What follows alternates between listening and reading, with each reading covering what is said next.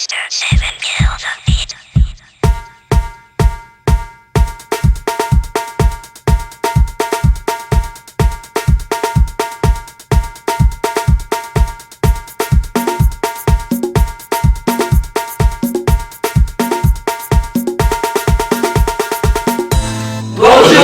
nous sommes les acteurs de Tuno My Life. Je m'appelle Winnie et je suis actrice dans la série Tuno My Life. Je joue le personnage de Laetitia. Je m'appelle Bernie, alias Maleb dans Tuno My Life. Donc, je m'appelle Patricia, je joue à Gaël dans Tuno My Life. Donc je m'appelle Farel et j'interprète le personnage de Karine dans Tuno My Life. Je m'appelle Will et je joue le personnage de Mejo dans Tuno My Life. Là, je m'appelle Joe, je suis dans les coulisses de Tuno My Life, l'aspect technique. Vers Mylène, je joue le personnage de Diane dans Tuno My Life. Patrick, je joue le personnage de Priso dans Tuno My Life. C'est de sa faute. Ouais, c'est lui qui les a rassemblés. Chacun a son histoire. Bah après, chacun a son Chacun histoire. son histoire, Je veux dire, j'avais besoin d'un truc pour décompresser, rencontrer d'autres Camerounais et c'était une formidable occasion. Donc merci. Lui, il a eu une expérience de théâtre. Hein. Vite fait une théâtre, mais j'avoue que c'est différent en fait. J'avoue que c'est assez différent d'être en face d'une caméra avec quelqu'un qui est tout près de vous. Le théâtre, c'est pas écrit dessus voilà, tout le temps, c'est ça. surtout, ouais, il faut reprendre, C'est peut-être moins stressant parce que le théâtre, tu n'as pas droit à l'erreur, tu as une foule d'en face, mais enfin, c'est pas pareil. Est-ce que vous connaissez même ta life? Ah. C'était où? C'était à l'université. Ouais. Ouais, c'est catholique. Donc moi je suis un peu comme lui, j'ai fait du théâtre à l'école. Par contre l'univers du cinéma et tout ça c'est une passion. Après il fallait juste regrouper des gens qui avaient envie de rigoler et espérer qu'il y aurait un buffet. Petit taclage. Ouais, Petit taclage comme ça. Mais après, moi personnellement, j'ai pas eu d'expérience cinématographique avant. Du théâtre, j'en ai fait dans la pièce du lycée, donc expérience zéro. Mais après, nous on se connaît depuis longtemps quand même. ouais. Donc c'est un peu la famille. Et donc vu qu'on est frères, donc on se connaissait et puis je vais répéter 150 fois qu'il ne voulait pas de moi au début. Voilà. 150 fois et je le lui répéterai encore 150 fois qu'il m'a bien barré au début en me disant de go tout. Mais bon, tourner le pouce. Mais finalement, moi je pense que, moi j'ai bien aimé. On a surtout, je pense que l'expérience c'est surtout rigoler quoi. Je pense que c'est ça qui nous a fait, je pense, adhérer et surtout rester. Parce que c'est quand même contraignant, tous les week-ends, etc. Mais on se marre tellement que, voilà. C'est clair que s'il y a bien une chose, c'est qu'on se prend au sérieux. Ouais. Ouais. De temps en temps quand même, parce que En fait, c'est le pro sérieux. oui, un minimum quand même. Ah ouais. Tu vois. L'image,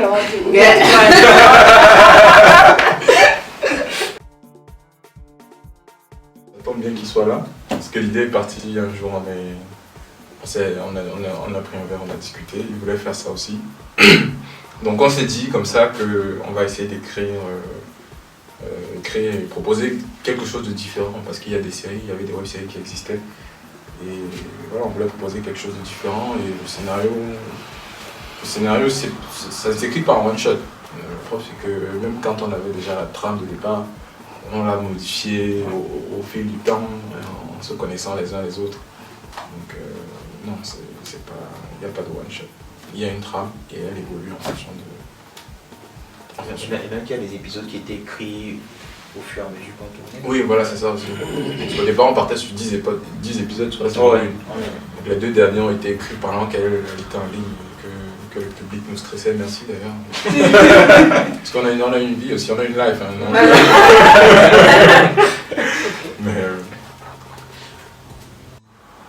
Mais par rapport à une histoire personnelle, je voulais qu'on se pose des questions sur les relations entre les garçons et les filles. Sur comment certaines choses se banalisent et puis même voilà, c'était vraiment une interrogation ouverte à la communauté camerounaise pour savoir qu'est-ce qui peut être normal et qu'est-ce qui ne l'est pas.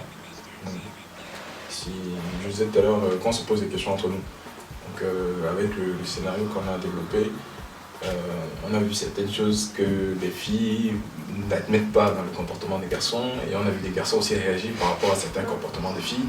Donc c'est intéressant qu'au final ça crée un débat, même s'il est un peu dispersé parce que chacun réagit de son côté ou quoi, mais ça permet de voir comment on évolue hors de nos frontières, quoi. Nos parties du Cameroun, ils ont une façon de fonctionner là-bas, nous on a une façon de fonctionner ici quand on prend les valeurs occidentales. Et qu'on mélange le tout, mais mélanger pour mélanger sans se poser des questions. Et puis tirer la carte qu'on veut. Au moment où tu tires la carte traditionnelle, le coup du dollar, au moment où tu tires... La carte du dollar, c'est ça.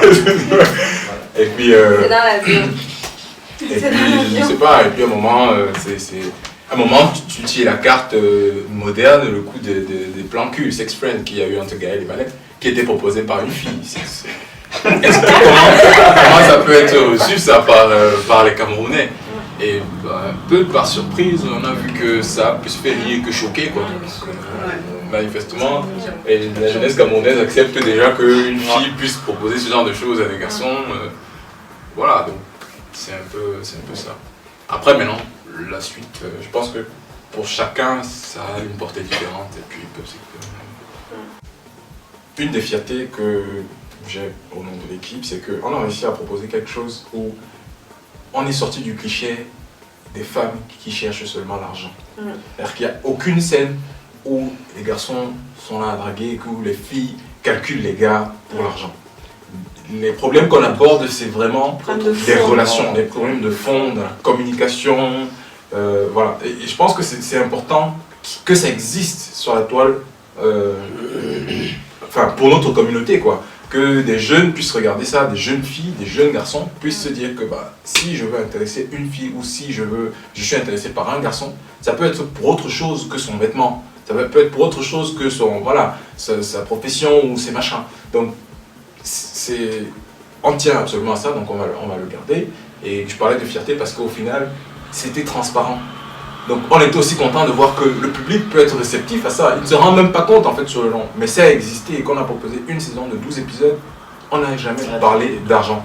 Jamais. Donc voilà, ça renvoie peut-être aussi à la question de la simplicité. Le côté binguiste, on essaie de rester terre à terre, de nous parler, de nous connaître et voilà, d'essayer d'avancer comme ça ensemble.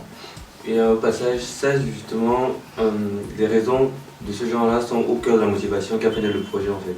C'est-à-dire que on avait la sensation que non seulement les projets, point de vue culturel cinématographique étaient proposés, étaient peu, et dans le peu qu'il y avait, c'était un peu autour de ces stéréotypes-là. Et voilà. Donc on s'est dit, finalement, il ne fallait pas une grande imagination parce que c'est pas dans la vraie vie, c'est une réalité, tous les films ne sont pas matérialistes, tous les garçons ne sont pas des vantards qui balancent tous les billets ou bien qui ne pas des trucs comme ça. Donc c'est une réalité aussi, hein. Je pense même que la majorité ne le sont pas, et sauf que cette majorité-là n'était pas visible. Pas représentée. Voilà.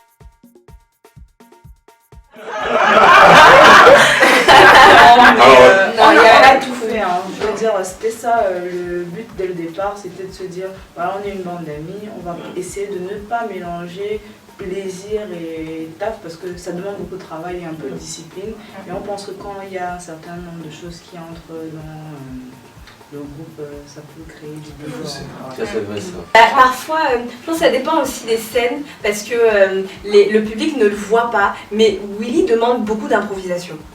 Et parfois c'est difficile parce que finalement le personnage on le crée pas nous-mêmes, donc du coup on le devient un petit peu et c'est fou à quel point on se dit parfois mais c'est moi, moi je trouve que parfois Medjo ressemble beaucoup à Willy. Voilà.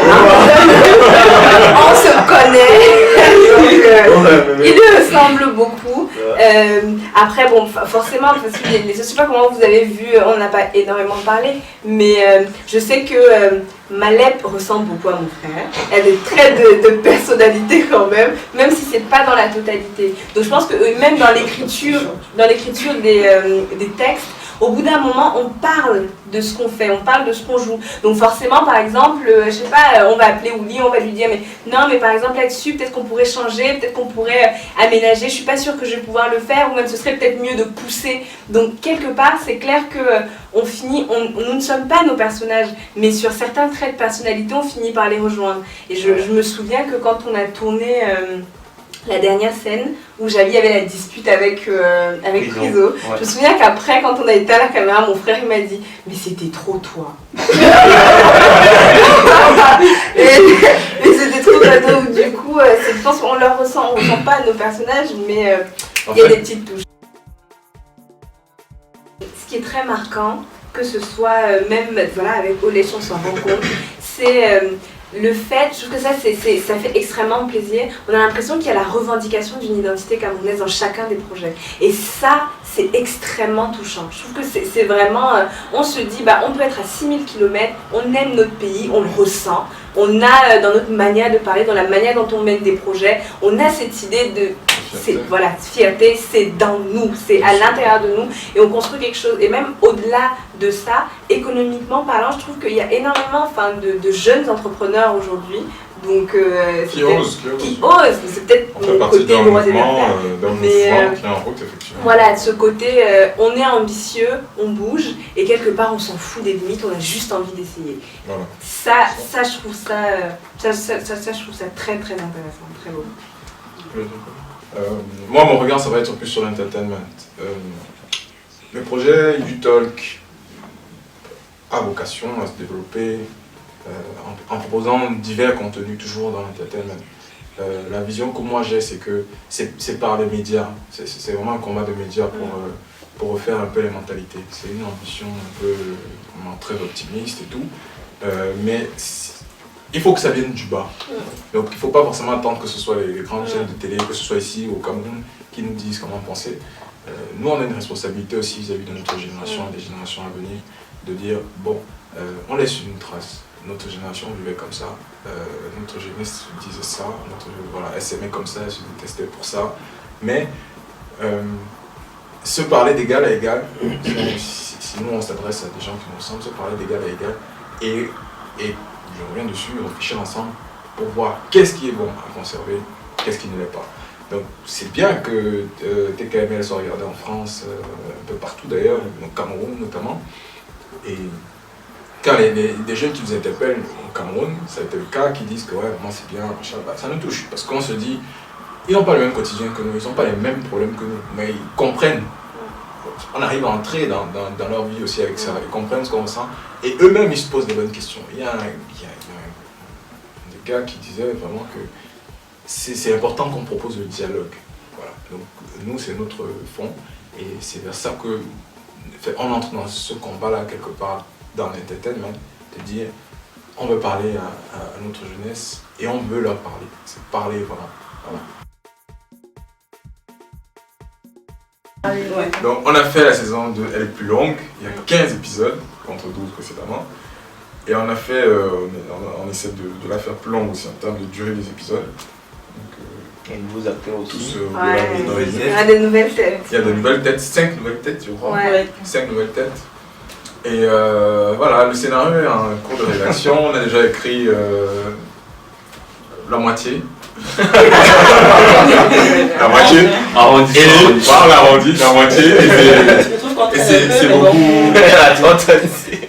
Non, on a déjà la trame de toute la saison, on sait ce qui va se passer. Donc maintenant, il parle d'adaptation un peu l'arnaque.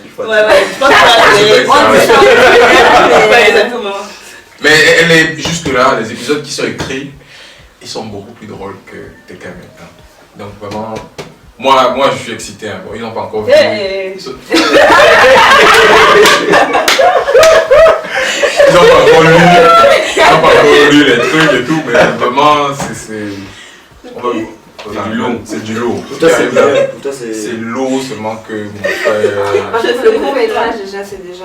Oui, le court métrage. C'est du lot. Oui, Ça frappe. c'est déjà énorme. Ouais. Ça tape déjà. Là, je pense que si Dieu veut et qu'on réussit tous les projets de cette année, Ça peut être une très très belle année. Ah, ça. énorme. Alors, suivez-nous, hein, vraiment. Nous, on va se suivre. Avec la coupe de Au lait, c'est la mort. Donc, C'est le son. on était au bois comme ça, que mon frère, ah, tu es là, celui qu'on Tu es au lait. Non, go, lait. Ah Au lait, non, il y a trop de roulage, il n'y a pas quoi. Il y a le macabo, il y a le maniac. Il y a le maniac, c'est dans ta bouche. Ah, c'était là.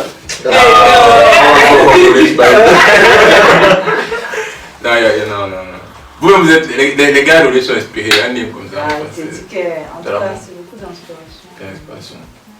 Quel Camerounais a pas servi sans dire Olech? Vous-même. Sango, lech. Sango, D'abord, lech. En tout cas, ce qui est bien, c'est qu'on a tous des lech. On a tous des lech. Donc, au lieu de parler de nous, ça. Voilà, c'est c'est les bon. racines, le début, là où tout a commencé. Ouais.